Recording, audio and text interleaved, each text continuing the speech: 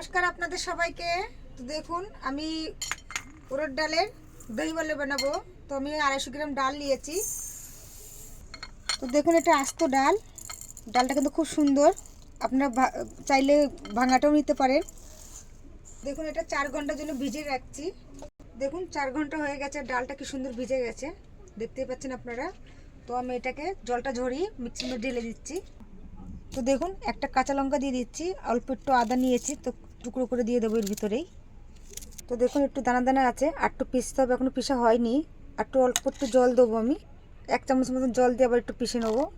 তো দেখুন আমি একটু জিরে দিয়ে দিচ্ছি এর ভিতরে, দিয়েছি মৌরি। এবার দেখুন ফাটতে, এই জিনিসটাকে ফাটাতে হবে এইভাবে। এখন আমার ফাটানো হয়ে গেছে। তো আপনারা কি করে বুঝবেন এটা কিরকম হয়েছে কি না হয়েছে? তো একটুখানি নিয়ে একটু জলের মধ্যে দিয়ে দেবেন, যদি এটা ভেসে যায় তাহলে এটা যে পারফেক্ট হয়ে গেছে। তেলটা বসিয়ে দিয়েছে, গরমও হয়ে গেছে, আমার গ্যাসটা আস্তেই রেখেছি। দেখুন হাতে আমি এরমভাবে নিয়েছি, নিয়ে আমি বুড়ো আঙুলের সাহায্যে এরম করে দিয়ে দিলেই। দেখুন বড়টা ভাজতে গিয়ে তাড়াহুড়ো করা যাবে না, দেখুন আস্তে আস্তে হবে। গ্যাসটা কিন্তু আমি ধিমিয়ে রেখে দিয়েছি, আস্তে করে ধরে একে আস্তে করে উল্টে দিতে হবে। তাহলে যে মশলাটা হয় সেটা আমি তৈরি করছি। দেখুন এখানে দিয়েছি ধনিয়া, একটু জিরে, অল্প একটু মৌরি, ভালো করে ভাজা হয়ে গেছে, বন্ধ করে দিচ্ছি গ্যাস।